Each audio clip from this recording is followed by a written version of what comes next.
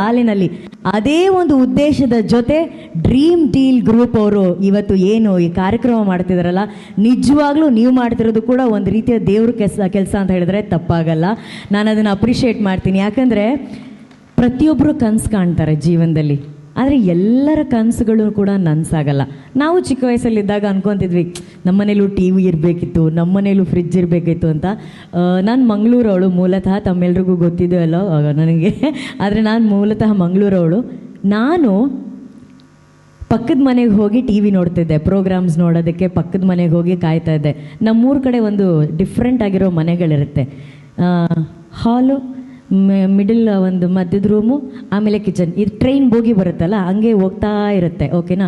So ನಮ್ಮನ್ನೆಲ್ಲ ಮಕ್ಕಳನ್ನೆಲ್ಲ ಆಚೆ ಕೂರಿಸ್ಬಿಟ್ಟು ಮೆಟ್ಲಲ್ಲಿ ಬಾಗಿಲಾಚೆ ಕೂರಿಸ್ಕೊಂಡು ಟಿ ವಿ ನೋಡಿ ಅಂತ ಹೇಳ್ತಾರೆ. ಅವ್ರಿಗೆ ಮನ್ಸಾದಾಗ ಕರ್ಟನ್ ಹಾಕ್ತಾರೆ, ಮನ್ಸಾದಾಗ ಬಾಗಿಲಾಕ್ತಾರೆ, ಆಮೇಲೆ ಟಿ ವಿ ಆಫ್ ಮಾಡ್ಬಿಟ್ಟು ಹೋಗ್ಬಿಡ್ತಾರೆ. ಎಷ್ಟೊತ್ತು ಟಿ ವಿ ಆನ್ ಇರುತ್ತಲ್ಲ ಅಷ್ಟೊತ್ತು